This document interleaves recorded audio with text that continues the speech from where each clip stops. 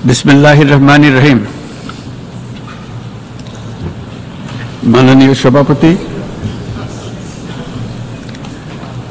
জাতিসংঘের সাধারণ পরিষদের সভাপতি নির্বাচিত হওয়ায় প্রথমেই আপনাকে আন্তরিক অভিনন্দন জানাচ্ছি। আমি আশ্বস্ত করছি যে আপনার এই দায়িত্ব পালনকালে বাংলাদেশ প্রতিনিধি দল আপনাকে পূর্ণাঙ্গ সহযোগিতা প্রদান করবে। জাতিসংঘের ম্যান্ডেটকে সমুন্নত রেখে বৈশ্বিক সংকট সমূহ নিরসনে মহাসচিব অ্যান্টোনিও গুতেরেসের দৃঢ় প্রতিজ্ঞ সাফল্যমণ্ডিত নেতৃত্বের জন্য তাকেও জানাই আন্তরিক সাধুবাদ। সামিট অব দ্য ফিউচার আয়োজনে আমি মহাসচিবের দূরদর্শী ভূমিকার বিশেষ প্রশংসা করছি। সম্মেলনে যে pact for the future and declaration on future generations সর্বসম্মতভাবে গৃহীত হয়েছে, তা এজেন্ডা 2030 পরবর্তী বৈশ্বিক উন্নয়ন কর্মপন্থা নির্ধারণে বিশেষ সহায়ক হবে বলে আমি মনে করি। বাংলাদেশ বিশ্বাস করে যে এই সম্মেলনের অর্জন বৈশ্বিক সমৃদ্ধি অর্জনের জন্য আমাদের সবার অভিপ্রায় ও সহযোগিতা কাঠামো প্রণয়নে দিক নির্দেশক হিসেবে কাজ করবে। এই জুলাই আগস্ট মাসে বাংলাদেশে যে যুগান্তকারী পরিবর্তন সংগঠিত হয়েছে তার প্রেক্ষিতেই আজ আমি বিশ্ব সম্প্রদায়ের এই মহান সংসদে উপস্থিত হতে পেরেছি। আমাদের গণমানুষের, বিশেষ করে তরুণ সমাজের অফুরন্ত শক্তি আমাদের বিদ্যমান রাষ্ট্র কাঠামো ও প্রাতিষ্ঠানিক আয়োজনগুলো আমূল রূপান্তরের এক নতুন সম্ভাবনার দ্বার উন্মোচন করেছে। আমাদের ছাত্র ও যুব সমাজের আন্দোলন প্রথম দিকে মূলত ছিল বৈষম্য বিরোধী আন্দোলন, পর্যায়ক্রমে তা গণ আন্দোলনের রূপ নিয়েছে। এরপর সারা পৃথিবী অবাক বিস্ময়ে দেখেছে কিভাবে সমগ্র বাংলাদেশের মানুষ একনায়কতন্ত্র, নিপীড়ন, বৈষম্য, অবিচার ও দুর্নীতির বিরুদ্ধে রাজপথ ও সামাজিক যোগাযোগের মাধ্যমে দৃঢ়ভাবে রুখে দাঁড়িয়েছিল। আমাদের ছাত্র জনতা তাদের অদম্য সংকল্প ও প্রত্যয়ের মাধ্যমে একটি স্বৈরাচারী ও অগণতান্ত্রিক শাসন ব্যবস্থা থেকে আমাদের মুক্তি এনে দিয়েছে।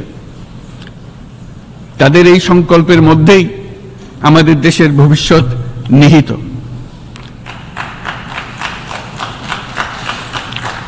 যা এই দেশকে বিশ্ব সম্প্রদায়ের মাঝে একটি দায়িত্বশীল জাতির মর্যাদায় উন্নত করবে বলে আমি বিশ্বাস করি।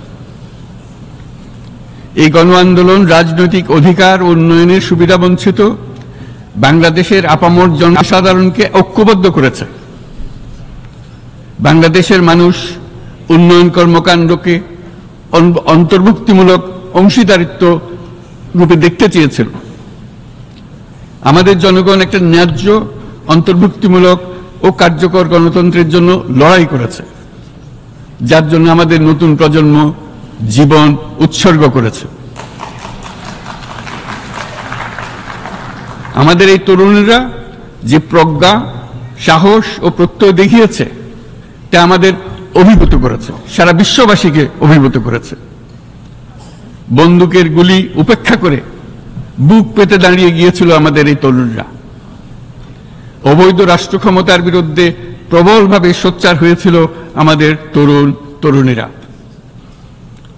স্কুল পড়ুয়া কিশোর কিশোরীরা তারা নিঃসঙ্গ চিত্তে উৎসর্গ করেছিল তাদের জীবন। শত শত মানুষ চিরতরে হারিয়েছে তাদের দৃষ্টিশক্তি।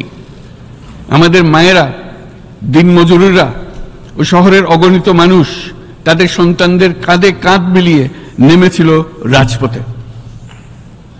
তপ্ত রোদ বৃষ্টি, মৃত্যু ভয়কে তোয়াক্কা না করে তারা সত্য ও ন্যায়সঙ্গত আকাঙ্ক্ষার বিরুদ্ধে দীর্ঘকালব্যাপী রাষ্ট্রযন্ত্রকে পরিচালনা করার অশুভ ষড়যন্ত্রকে পরাভূত করেছিল।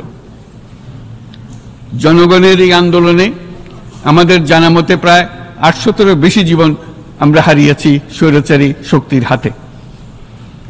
উদারনীতি, বহুত্ববাদ ও ধর্মনিরপেক্ষতার উপর মানুষের গভীর বিশ্বাস থেকেই বাংলাদেশ রাষ্ট্রের অভ্যুদয় হয়েছিল।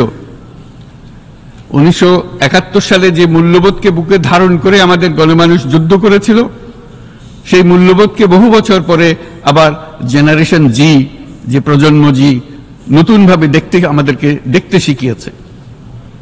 এরকমটি আমরা দেখেছিলাম 1952 সালের ভাষা আন্দোলনে, বাংলাকে মাতৃভাষা হিসেবে প্রতিষ্ঠার সময়। বাংলাদেশের এই অভ্যুত্থান আগামী দিনগুলোতে বিশ্বের বিভিন্ন প্রান্তে মানুষকে মুক্তি ও ন্যায় বিচারের পক্ষে দাঁড়াতে প্রেরণা যোগাবে। আমাদের মুক্তি ও গণতান্ত্রিক আকাঙ্ক্ষাকে বাস্তবে রূপ দিতে আমি তাই আজ বিশ্ব সম্প্রদায়কে আমাদের নতুন বাংলাদেশের সঙ্গে সম্পৃক্ত হওয়ার উদাত্ত আহ্বান জানাচ্ছি। মাননীয় সভাপতি,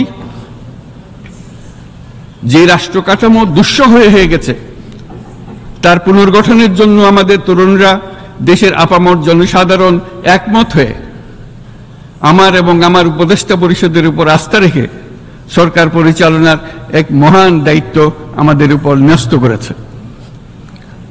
এই দায়িত্ব গ্রহণের পর আমরা গভীর বিস্ময় ও হতাশার সঙ্গে মুখোমুখিভাবে দেখতে পাচ্ছি কিভাবে সর্বগ্রাসী দুর্নীতি একটি কার্যকর গণতান্ত্রিক ব্যবস্থাকে ধ্বংসস্তূপে পরিণত করেছে, কিভাবে রাষ্ট্রের মূল প্রতিষ্ঠানগুলোকে নির্মমভাবে দলীয়করণের আবর্তে বন্দী করে রাখা হয়েছিল, কিভাবে জনগণের অর্থকে লুটপাট করা হয়েছিল, কিভাবে একটি বিশেষ স্বার্থান্বেষী গোষ্ঠী সমস্ত ব্যবসা বাণিজ্যকে অন্যায়ভাবে নিজেদের হাতে কুক্ষিগত করে দেশের সম্পদ অবাধে বিদেশে পাচার করে দিয়েছে। এক কথায়, কিভাবে প্রত্যেকটি পর্যায়ে ন্যায়, নীতি ও নৈতিকতা অদৃশ্য হয়ে গিয়েছিল। এরকম এক অবস্থার দেশকে পুনর্গঠন এবং জনগণের কাঙ্ক্ষিত রাষ্ট্র ব্যবস্থা প্রতিষ্ঠিত করার জন্য আমাদের উপর দায়িত্ব প্রদান করা হয়েছে। অতীতের ভুলগুলোকে সংশোধন করে একটা প্রতিযোগিতামূলক ও শক্তিশালী অর্থনীতি এবং ন্যায়ভিত্তিক সমাজ ব্যবস্থা গড়ে তোলাই এই মুহূর্তে আমাদের মূল লক্ষ্য। বর্তমান পরিবর্তিত পরিস্থিতিতে সকল রাজনৈতিক দল এখন স্বাধীনভাবে তাদের মতামত প্রকাশ করতে পারছে। যে সব ব্যক্তি বা প্রতিষ্ঠান রাষ্ট্রীয় কাজ ও সিদ্ধান্ত গ্রহণ করার প্রক্রিয়ায় সম্পৃক্ত, তাদের প্রত্যেকের জবাবদিহিতা নিশ্চিত করাই আমাদের অগ্রাধিকার। আমরা মানুষের মৌলিক অধিকারকে সমুন্নত ও সুরক্ষিত রাখতে দৃঢ় প্রতিজ্ঞ। আমাদের দেশের মানুষ মুক্তভাবে কথা বলবে, ভয়ভীতি ছাড়া সমাবেশ করবে, তাদের পছন্দের ব্যক্তিকে ভোট দিয়ে নির্বাচিত করবে, এটাই জাতির আকাঙ্ক্ষা এবং এটাই আমাদের লক্ষ্য। বিচার বিভাগের স্বাধীনতা সংরক্ষণ ও সাইবার ডোমেইন সহ গণমাধ্যমের স্বাধীনতা সুসংহতকরণে আমরা প্রতিজ্ঞাবদ্ধ। আমাদের একজন কৃষক বা একজন শ্রমিকের সন্তানও যেন সমাজের সর্বোচ্চ শিখরে পৌঁছতে পারে, সেই লক্ষ্যে বিশালকার অবকাঠামো নির্মাণের বদলে স্বাস্থ্য ও শিক্ষা খাতে বরাদ্দ বৃদ্ধির আমরা গুরুত্ব আরোপ করছি।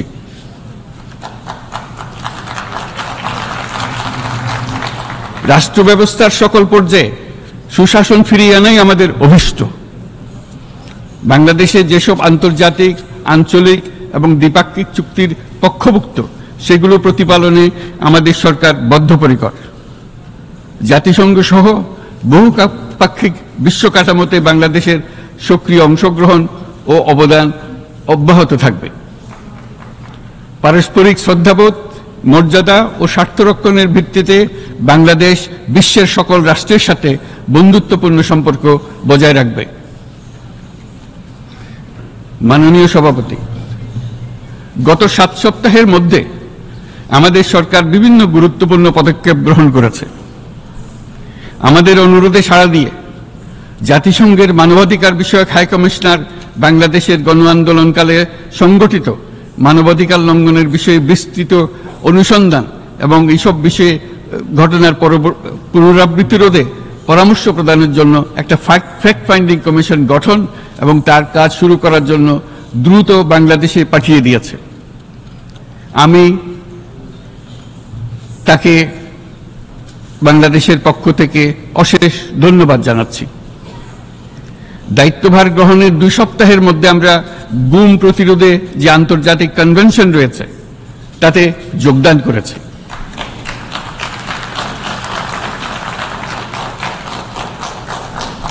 এর আশু বাস্তবায়নের জন্য প্রয়োজনীয় দেশীয় আইন ও বিধি প্রণয়নে আমরা এখন প্রক্রিয়া শুরু করেছি। বাংলাদেশে গত 1.5 দশকে যে সমস্ত গুমের অভিযোগ রয়েছে সেগুলো তদন্ত করার জন্য একটি তদন্ত কমিশন এই মুহূর্তে কর্মরত আছে। মানুষের আস্থা আত্মবিশ্বাস ফিরিয়ে আনতে এবং নির্মম অতীত যেন আর ফিরে না আসে কোনোদিন, সেই জন্য আমরা কিছু সুনির্দিষ্ট খাতে সংস্কারকে অগ্রাধিকার দিয়েছি। সেই লক্ষ্যে আমরা বিদ্যমান নির্বাচন ব্যবস্থা, সংবিধান, বিচার ব্যবস্থা, জনপ্রশাসন, আইন শৃঙ্খলা ব্যবস্থা সংস্কারের জন্য স্বাধীন কমিশন গঠন করেছি। সংবাদপত্র ও গণমাধ্যমের সংস্কারের জন্যও পৃথক কমিশন সহ আরো কয়েকটি বিশেষ বিষয়ে কমিশন গঠন প্রক্রিয়াধীন রয়েছে। ব্যবসা বাণিজ্যে অনুকূল পরিবেশ সৃষ্টির লক্ষ্যে আমরা ব্যাংক ও আর্থিক খাতের ব্যাপক সংস্কারের উদ্যোগ গ্রহণ করেছি। কোনো বিদেশি ব্যবসা বা বিনিয়োগ যেন ক্ষতিগ্রস্ত না হয় তা নিশ্চিত করতে আমরা বদ্ধপরিকর। এসব সংস্কার যেন টেকসই হয়, দীর্ঘমেয়াদে নিশ্চিত করতে এবং অবাধ ও নিরপেক্ষ অংশগ্রহণপূর্বক নির্বাচনের জন্য উপযোগী পরিবেশ সৃষ্টি করতে আমরা কাজ করে যাচ্ছি। গণতন্ত্র, আইনের শাসন, সমতা, সমৃদ্ধি অর্জনের মাধ্যমে একটি ন্যায়ভিত্তিক সমাজ হিসেবে আত্মপ্রকাশের অভিপ্রায় বাস্তবায়নে আমি বাংলাদেশের প্রতি আন্তর্জাতিক সম্প্রদায়ের সমর্থন ও গভীরতর সম্পর্ক গঠন করার জন্য আহ্বান জানাচ্ছি।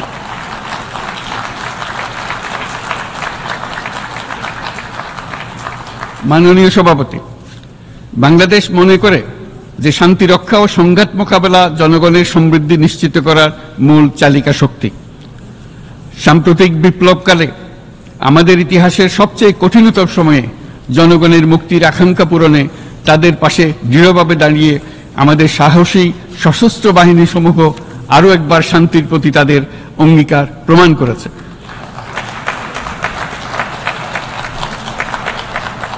এটা সম্ভব হয়েছে শান্তি রক্ষায় আমাদের অঙ্গীকারের কেন্দ্রবিন্দুতে মানবাধিকারকে স্থান দেওয়ার ফলে। জাতিসংঘের পিস বিল্ডিং কমিশনের সূচনা লগ্ন থেকেই শান্তি রক্ষার মতো শান্তি বিনির্মাণেও বাংলাদেশ সমান অঙ্গীকার ব্যক্ত করে এসছে। আমাদের দিনগুলোতে আমরা জাতিসংঘের শান্তি রক্ষা কার্যক্রমে আমাদের মূল্যবোধ ভিত্তিক অবদানের ধারাবাহিকতা রক্ষা, সমুন্নত ও প্রসারিত করতে বদ্ধপরিকর। জাতিসংঘের শান্তিরক্ষা কার্যক্রমে অবদানকারী তৃতীয় বৃহত্তম রাষ্ট্র হিসেবে বাংলাদেশ এখন পর্যন্ত 43টি দেশে 63টি মিশনে শান্তিরক্ষী প্রেরণ করেছে।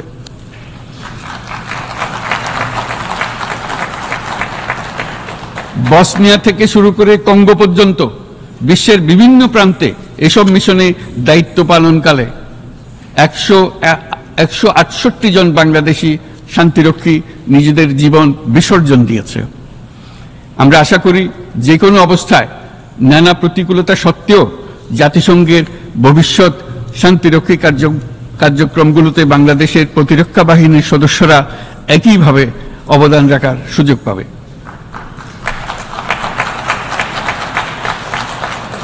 মাননীয় সভাপতি, আমাদের সকলের বাসস্থান এই পৃথিবী বৈশ্বিক অগ্রাধিকারগুলোকে সঠিকভাবে নির্ণয় করতে আগ্রহী।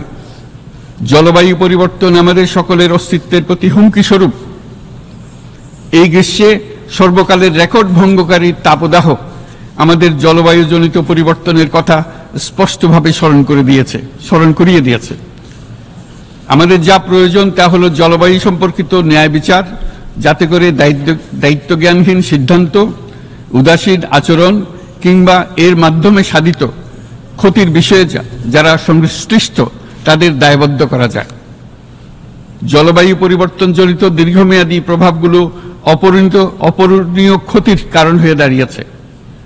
আমরা জীব বৈচিত্র্য হারিয়ে ফেলছি, প্যাথোজেনের পরিবর্তনের ফলে নতুন রোগ বাড়ছে, কৃষিক্ষেত্রে চাপ বাড়ছে ক্রমাগতভাবে, পানি সম্পদ ঝুঁকিতে ফেলছে আমাদের বাসযোগ্যতাকে, সমুদ্র পৃষ্ঠের উচ্চতা বৃদ্ধি এবং লবণাক্ততা আমাদের ক্ষতি করছে প্রতিনিয়ত। ঘূর্ণিঝড়ের সংখ্যা ও মাত্রা বৃদ্ধির কারণে যে ক্ষতি হচ্ছে তাকে উপেক্ষা করার সুযোগ নেই। ক্ষুদ্র কৃষক, প্রান্তিক পর্যায়ে জীবিকা অন্বেষণকারীরা জলবায়ু পরিবর্তনজনিত ঝুঁকির মুখোমুখি হচ্ছে সবচেয়ে বেশি। আমি আজ এই বিশ্ব সভায় যখন কথা বলছি তখন বাংলাদেশের পূর্বাঞ্চলে 50 লাখেরও অধিক মানুষ তাদের জীবদ্দশায় হওয়া সবচেয়ে ভয়াবহ বন্যা মোকাবেলা করে যাচ্ছে। মহাসচিব গুতেরেস আমাদেরকে দেখিয়েছেন যে বিদ্যমান পরিক্রমা অব্যাহত থাকলে বিশ্বের গড় তাপমাত্রা 2.7 ডিগ্রি সেলসিয়াস বৃদ্ধির দিকে অগ্রসর হতে থাকবে। তাই বাংলাদেশের মতো জলবায়ু ঝুঁকিতে থাকা দেশগুলোতে অভিযোজনের জন্য ব্যাপক বিনিয়োগের আহ্বান জানাচ্ছি।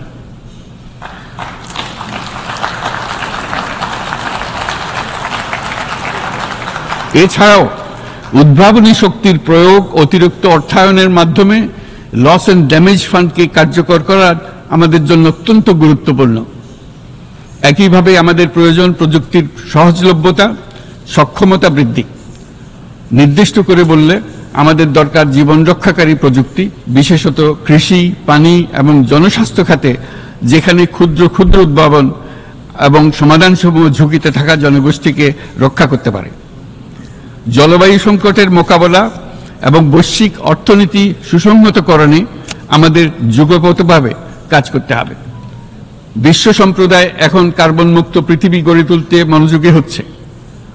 বিশ্বের অধিকাংশ মানুষকে এই ধরনের পরিবর্তনের সুফলভোগী করতে হলে নেট জিরো পৃথিবীর দিকে আমাদেরকে অগ্রসর হতে হবে।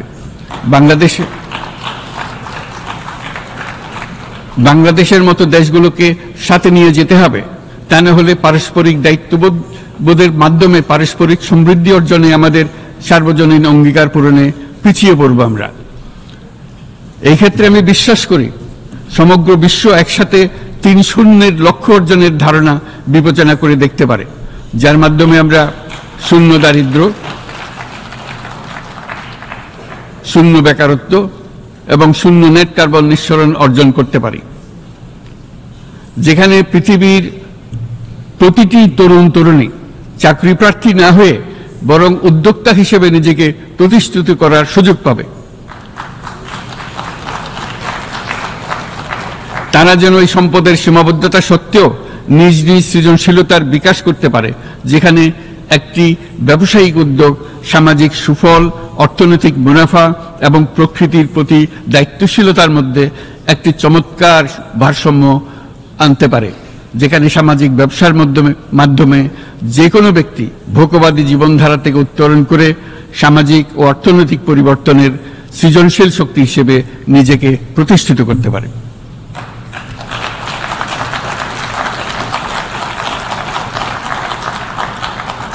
এই সময়ে তাই প্রয়োজন উন্নত উন্নয়নশীল সকল দেশসমূহ এবং বিভিন্ন অংশীদারদের মধ্যে নতুন দৃষ্টিভঙ্গি, নতুন মূল্যবোধ এবং নতুন একতা।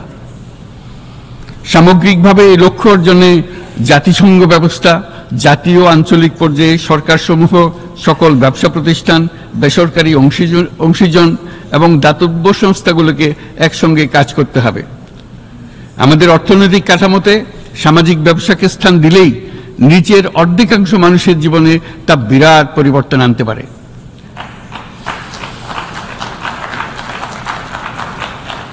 এই পদক্ষেপ একই সঙ্গে জলবায়ুর ধ্বংসাত্মক গতিকে সফলভাবে রোধ করতে পারে এবং বাজার ব্যবস্থার মাধ্যমেই এই মীমাংসা হতে পারে। এ বিষয়ে আমি মহাসচিব গুতেরেসের বিশেষ দৃষ্টি আকর্ষণ করছি। মাননীয় সভাপতি, বহুমুখী সংকটে জর্জরিত বর্তমান বিশ্বে যুদ্ধ এবং সংঘাতের ফলে ব্যাপক ভিত্তিতে মানুষের অধিকার খর্ব হচ্ছে। বিশ্ববাসীর উদ্বেগ এবং নিন্দা সত্ত্বেও গাজায় গণহত্যা থামছে না।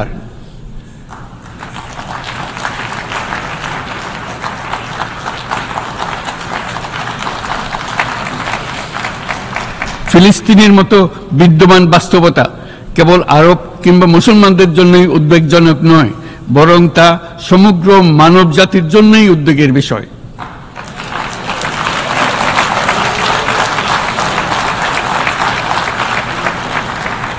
একজন মানুষ হিসেবে প্রত্যেক ফিলিস্তিনির জীবন অমূল্য।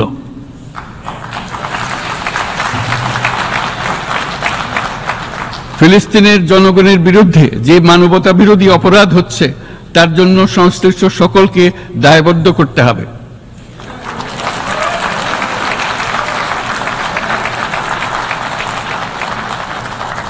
ফিলিস্তিনের জনগণের উপর চলমান নৃশংসতা, বিশেষত নারী এবং শিশুদের সাথে প্রতিনিয়ত যে নিষ্ঠুরতা বিশ্ব দেখাচ্ছে, তা থেকে নিস্তারের জন্য বাংলাদেশ অনতিবিলম্বে সম্পূর্ণ যুদ্ধবিরতির আহ্বান জানাচ্ছে।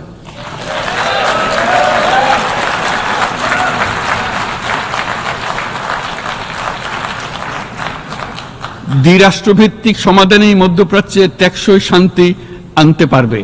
তাই জাতিসংঘ সহ আন্তর্জাতিক সম্প্রদায়ের সকলকে এর বাস্তবায়নের জন্য এখনই উদ্যোগ নিতে আহ্বান জানাচ্ছি।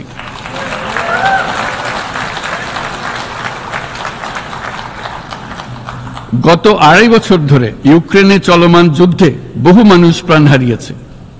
এই যুদ্ধের প্রভাব সর্বব্যাপী, এমনকি বাংলাদেশের অর্থনীতিতেও এর নেতিবাচক প্রভাব আমরা অনুভব করছি। আমরা তাই উভয় পক্ষকে সংলাপে বসে বিরোধ নিরসনের মাধ্যমে যুদ্ধের অবসান ঘটানোর আহ্বান জানাচ্ছি।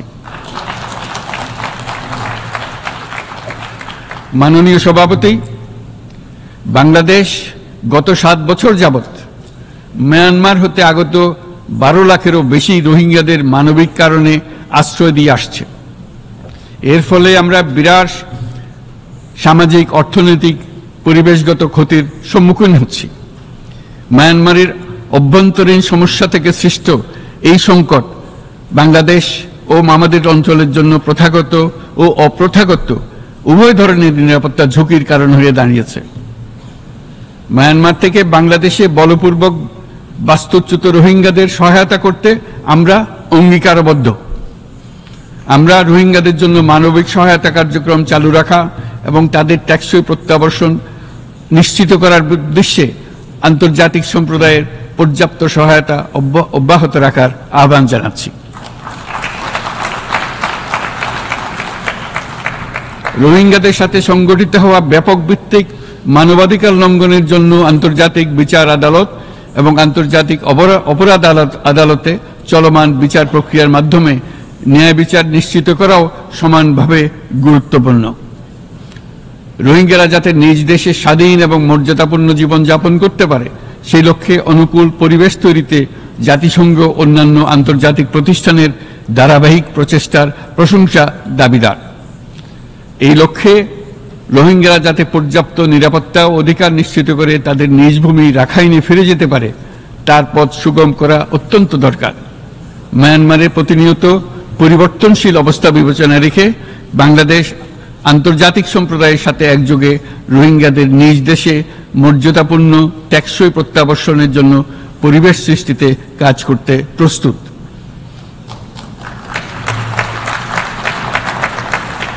মাননীয় সভাপতি, রাজনৈতিক মুক্তি এবং সামাজিক অর্থনৈতিক জাগরণ ব্যতীত শান্তি ও নিরাপত্তা নিশ্চিতে সাফল্য অর্জন করা সম্ভব নয়। প্রায় 1 দশক পূর্বে বিশ্ব সম্প্রদায় সর্বসম্মতক্রমে এজেন্ডা 2030 প্রণয়ন করেছিল। আমরা সবাই আমাদের সামষ্টিক আকাঙ্ক্ষা ও বিশ্বাস অর্পণ করেছি এই সার্বজনীন টেকসই উন্নয়ন অভিষ্টগুলো অর্জনে। সার্বিকভাবে মাত্র 17% ও কম লক্ষ্যমাত্রা অর্জন হয়েছে। স্পষ্টতই এই ক্ষেত্রে অনেক উন্নয়নশীল রাষ্ট্র আরো পিছিয়ে আছে।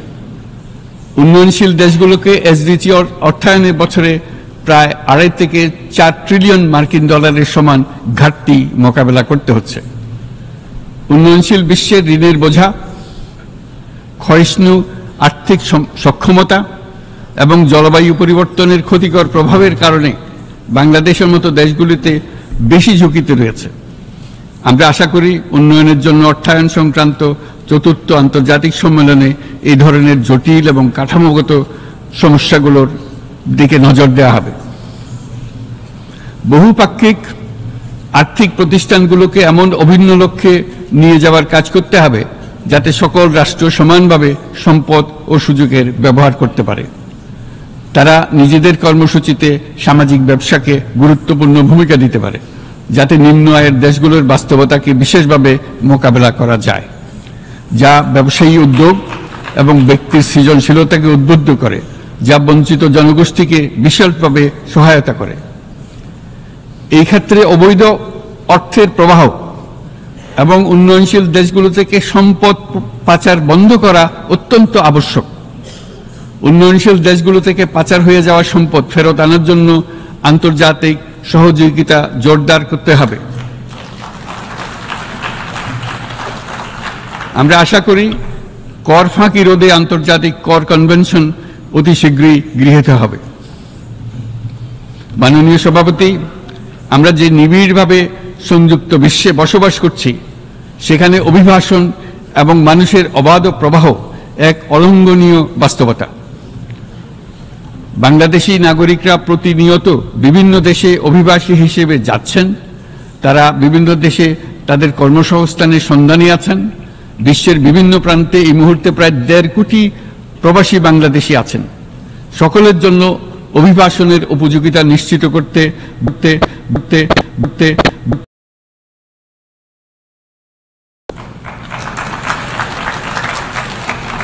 আন্তর্জাতিক সম্প্রদায়কে অভিবাসীদের মানবাধিকার এবং তাদের প্রতি মানবিক আচরণ নিশ্চিত করতে হবে। অভিবাসনের উপর 2018 সালে যে গ্লোবাল কম্প্যাক্ট অন মাইগ্রেশন গৃহীত হয়েছে, তার পূর্ণ বাস্তবায়নে বাংলাদেশ প্রতিশ্রুতিবদ্ধ এবং একই সাথে অনিরাপদ অভিবাসন রোধেও আমরা বদ্ধপরিকর। মাননীয় সভাপতি, প্রতি বছর প্রায় 25 লক্ষ তরুণ তরুণী বাংলাদেশের শ্রমবাজারে যুক্ত হচ্ছেন। বাংলাদেশের বিপুল জনশক্তির প্রায় 2/3 তরুণ। এই জনশক্তিকে বর্তমান ও আগামীর জন্য গড়ে তোলা বাংলাদেশের জন্য একটা বড় চ্যালেঞ্জ। ক্রমপরিবর্তনশীল কর্মজগতে একজন তরুণকে প্রতিনিয়ত নতুন দক্ষতা অর্জন করতে হয়। এই কর্মপরিবেশের সাথে মানিয়ে নেওয়া শিখতে হয়। এই জন্য বাংলাদেশ যখন মধ্যম আয়ের দেশ হিসেবে উন্নতি হচ্ছে, তখন আমরা শিক্ষা এবং প্রযুক্তিগত সহায়তা লাভের উপর বিশেষ জোর দিচ্ছি। এবার কৃত্রিম বুদ্ধিমত্তার বিষয়ে আসি। কৃত্রিম বুদ্ধিমত্তার অভাবনীয় বিকাশ এবং এর বহুমাত্রিক প্রয়োগে বাংলাদেশ বিশেষভাবে আগ্রহী। আমাদের তরুণ সমাজ জেনারেটিভ আর্টিফিশিয়াল ইন্টেলিজেন্সের সম্ভাবনা নিয়ে উচ্ছ্বসিত। একজন বিশ্ব নাগরিক হিসেবে তারাও চায় নতুন পৃথিবীতে নিয়োজিত হতে, কর্মক্ষম হিসেবে নিজেকে গড়ে তুলতে। বাংলাদেশের মতো বৃহৎ তরুণ জনগোষ্ঠীর দেশ যাতে কৃত্রিম বুদ্ধিমত্তার প্রয়োগজনিত অর্জিত সুফল থেকে পিছিয়ে না পড়ে, বিশ্ব সম্প্রদায়কে তা নিশ্চিত করতে হবে।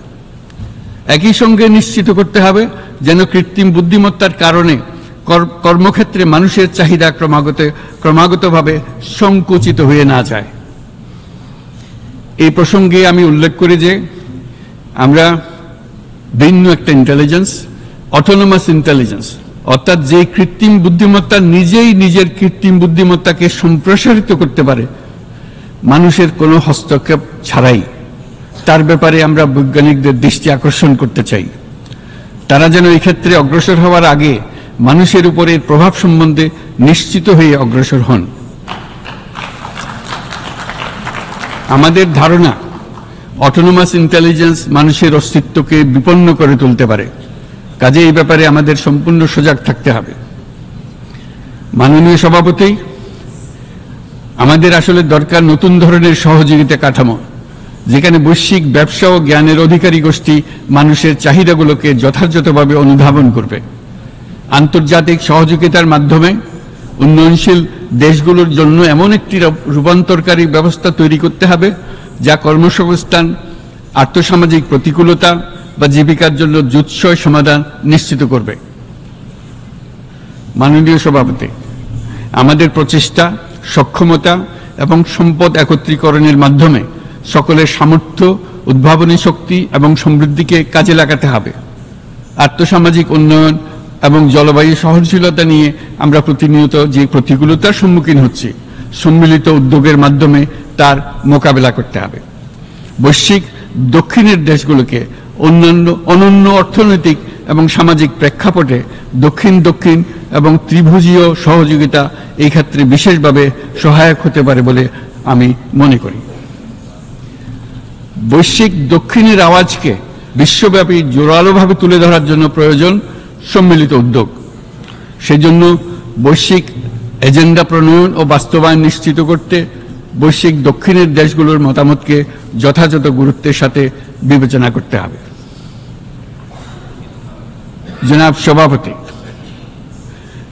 কোভিড অতিমারির অভিজ্ঞতায় আমরা দেখেছি জনস্বাস্থ্যে ব্যাপক বিনিয়োগ কতটা গুরুত্বপূর্ণ হতে পারে। বিশ্ব স্বাস্থ্য সংস্থায় বৈশ্বিক অতিমারি চুক্তির চলমান আলোচনায় বাংলাদেশ নেতৃত্ব প্রদান করে চলেছে। আমরা চাই কার্যকর আন্তর্জাতিক সহযোগিতা, জনস্বাস্থ্য ব্যবস্থায় অর্থায়ন, প্রযুক্তি হস্তান্তর, গবেষণা ও উন্নয়ন, ভ্যাকসিন থেরাপিউটিক্সের উৎপাদন, বহুমুখীকরণ এবং সকল ভ্যাকসিনকে মেধাস্বত্ব অধিকার মুক্ত ঘোষণা করার ব্যাপারে ঐক্যমত্য গঠন। অসংক্রামক রোগসমূহের বিরুদ্ধে লড়াইয়ে এই বিষয়গুলি অত্যন্ত গুরুত্বপূর্ণ। জনাব সভাপতি,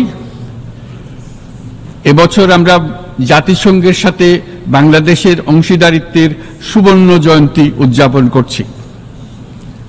গত 50 বছর ছিল আমাদের জন্য একটা পারস্পরিক শিক্ষণীয় সম্মিলিত যাত্রা। সীমিত উপায়ে বাংলাদেশ বৈশ্বিক শান্তি ও নিরাপত্তা, ন্যায়, সমতা, মানবাধিকার প্রতিষ্ঠায় ধারাবাহিকভাবে অবদান রেখে আসছে।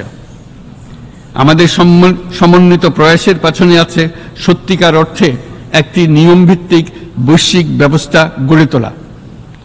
এই প্রসঙ্গে উদাহরণ হিসেবে আমি স্মরণ করছি 1999 সালে জাতিসংঘ সাধারণ পরিষদে ক্ষুদ্র ঋণের উপর গৃহীত রেজুলেশনের কথা। সেই সময় জাতিসংঘ 2005 সালকে ইয়ার অফ মাইক্রোক্রেডিট ঘোষণা করেছিল, যার ফলে ক্ষুদ্র ঋণ বিশ্বব্যাপী সম্প্রসারিত হবার সুযোগ পেয়েছিল। একই সময়ে বাংলাদেশের উদ্যোগে গঠিত হয়েছিল ফ্রেন্ডস অব মাইক্রোক্রেডিট।